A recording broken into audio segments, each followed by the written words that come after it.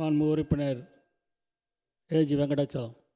எங்கள் வாழ்வும் எங்கள் வளமும் மங்காத தமிழென்று சங்கே முழங்கு என கூறி மாண்புமிகு பேரனுடைய துணைத் தலைவர் அவர்களே, பகுத்தறிவு பகலவன் தந்தை பெரியார் அவர்களையும் சுயமரியாதை செம்மல் அறிஞர் அண்ணா அவர்களையும் வணங்கி, அண்ணாவும் பெரியாரும் கண்ட கனவுகளை நனவாக்கிட காலமெல்லாம் போராடி போராடி நமக்கெல்லாம் நல்ல பல சமூக திட்டங்களை தந்து நம் உயிரோடும் உணர்வோடும் வாழ்ந்து வரும் முத்தமிழறிஞர் டாக்டர் கலைஞர் அவர்களை வணங்குகிறேன்.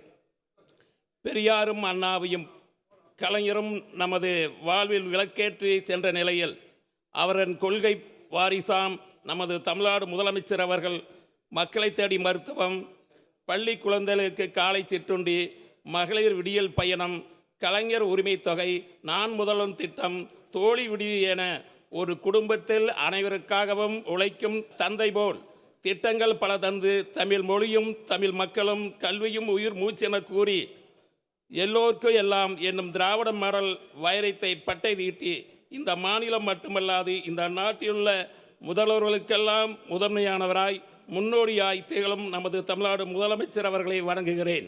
செஸ் ஒலிம்பியாட், பார்முலா பந்தயம் உள்ளிட்ட போட்டிகளை தமிழகத்தில் நடத்தியும் தேசிய தடகளம் முதல் தேசத்திற்கான ஒலிம்பிக் வரை தமிழக இளைஞர்களுக்கு விளையாட்டு வீரர்களுக்கு கலங்கரையாக விளங்கி தமிழ்நாட்டு விளையாட்டுத் துறையை இந்த தேசம் உற்று பார்க்க வைத்து கொண்ட கொள்கையில் கோமகனாய் இளைய சமுதாயத்தை வாழ வைக்கும் தமிழ் மக்களின் செல்லப்பிள்ளையாய் தமிழ்நாட்டில் துணை முதலமைச்சர் அவர்களையும் வணங்குகிறேன். எங்களின் அவை முன்னவர் அவர்களையும் எங்கள் ஈரோடு மாவட்டத்தின் வளர்ச்சியின் சிற்பியாய் விடிவெள்ளியாய் ஒளிரும் மாண்புமிகு வீட்டு வசதித்துறை அமைச்சர் அவர்களை வணங்குகிறேன். மேலும் இந்த வரலாற்று சிற்பம் அவையை கண்ணியம் தவறாமல் நடத்தி வரும் பேரவைத் தலைவர் அவர்களையும் பேரவை துணைத் தலைவர் அவர்களையும் வணங்கியும் நமது சட்டமன்ற அரசு சட்டமன்ற கொறடா அவர்களையும் வணங்குகிறேன். மேலும் சக சட்டமன்ற உறுப்பினர்களுக்கு வணக்கம் தெரிவித்தும் என்னை இந்த வரலாற்று சிற்பமிக்க சபைக்கு அனுப்பி வைத்து அந்தியூர் சட்டமன்ற தொகுதி மக்களையும் கழகத்தினரையும் தோழமை கட்சியினரையும் வணங்கி செய்தி மற்றும் தமிழ் வளர்ச்சி துறையில் எனது உரையை தொடங்குகிறேன். திராவிட மாடல் ஆட்சியின் சாதனைகளை திட்டங்களை மக்களிடத்திலே உடனுக்குடன் கொண்டு சேர்த்து விழிப்புணர்வை ஏற்படுத்தி சாதனை புரிந்து வரும் மாண்புமிகு தமிழ் வளர்ச்சி மற்றும் செய்தித்துறை அமைச்சர்களுக்கு கனிவான வாழ்த்துக்களை தெரிவித்துக் கொள்கிறேன். மேலும் இன்று மானிய கோரிக்கையை சமர்ப்பிக்கும் மாண்புமிகு மனிதவள மேலாண்மை துறை அமைச்சர் அவர்களுக்கும் கனிவான வாழ்த்துக்களை தெரிவித்துக் கொள்கிறேன். திராவிட மாடல் ஆட்சியை தந்து கொண்டு இருக்கும் மாண்புமிகு தமிழ்நாடு முதலமைச்சர் அவர்கள் அந்தியூருக்கு அரசு கலைக்கல்லூரி, ஊரக மக்களுக்கு குடிநீர் திட்டங்கள், பேரூராட்சி மக்களுக்கு குடிநீர் திட்டங்கள், மருத்துவமனைகள், பள்ளி கட்டிடங்கள், அரசு அலுவலகங்கள், வணிக வளாகங்கள், நெடுஞ்சாலைத்துறை பாலங்கள், ஊரக வளர்ச்சித்துறை பாலங்கள், எல்முகு வாரச்சந்தைகள், அந்தியூர் தொகுதியிலே சாலை வசதிகள், பரூர் மலைப்பகுதியிலே சாலை வசதிகள், மின்மயானங்கள், பேருந்து வசதிகள் உள்ளிட்ட எண்ணற்ற திட்டங்களை வழங்கி அந்தியூர் தொகுதிக்கு வழங்கி வரலாற்று சிறப்புமிக்க சாதனை படைத்து மக்களை காப்பாற்றி வருகின்ற மாண்புமிகு தமிழ்நாடு முதலமைச்சர் அவர்களுக்கும் மாண்புமிகு துணை முதலமைச்சர் அவர்களுக்கும் மற்றும் மாண்புமிகு அமைச்சர் பெருமக்களுக்கும் அந்தியூர் தொகுதி மக்களின் சார்பாக இதை வாழ்ந்த நன்றி மலர்களை தங்களுடைய பொற்பாதங்களை சமர்ப்பிக்கிறோம்.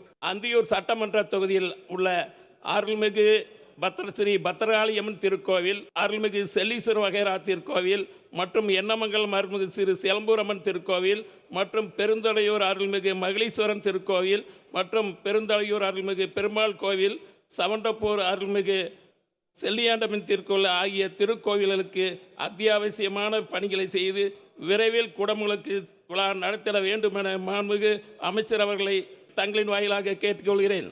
சுதந்திர போராட்டத்திற்காக போராடிய தியாகி தீரன் சின்னமலை அவர்களின் தளபதிகளாக விளங்கிய குணாளன் நாடார் அவர்களுக்கும் வல்வில் ஓரி அவர்களுக்கும் வெண்கலை சிலையுடன் கூடிய நினைவு மணிமண்டபம் விரைவில் அமைத்து தந்திட வேண்டும் என தங்களின் வாயிலாக கேட்டுக்கொள்கிறேன்.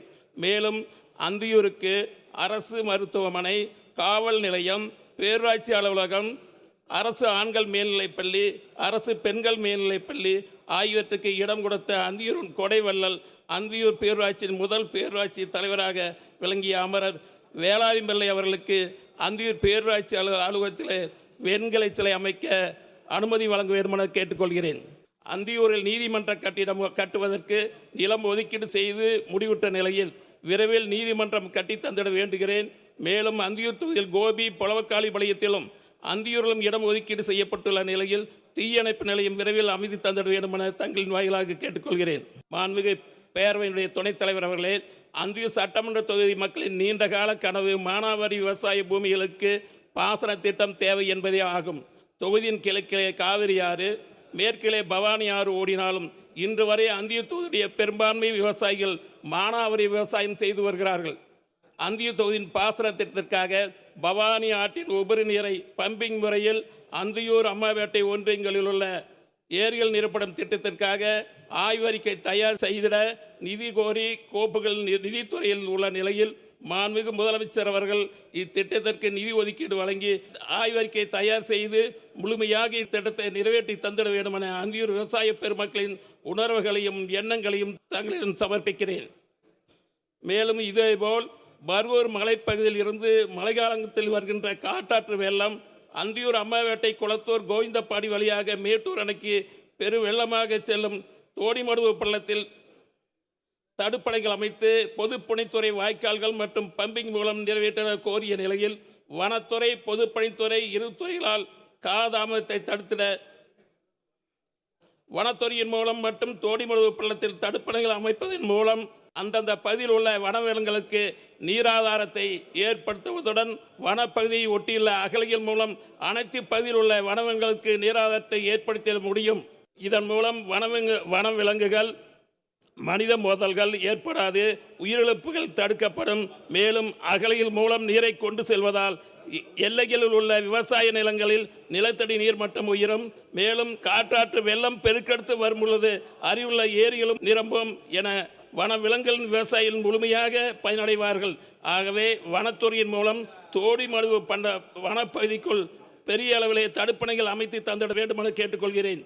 மேலும் மேட்டூர் உபரிநீர் திட்டத்தை அனைத்து பகுதிகளும் பயனடும் வகையில் நிறைவேற்றும் திட்டம் அரசின் பரிசீலனையில் உள்ளதென மாண்புமிகு நீர்வளத்துறை அமைச்சர்கள் இந்த சட்டமன்றத்திலே தெரிவித்தார்கள்.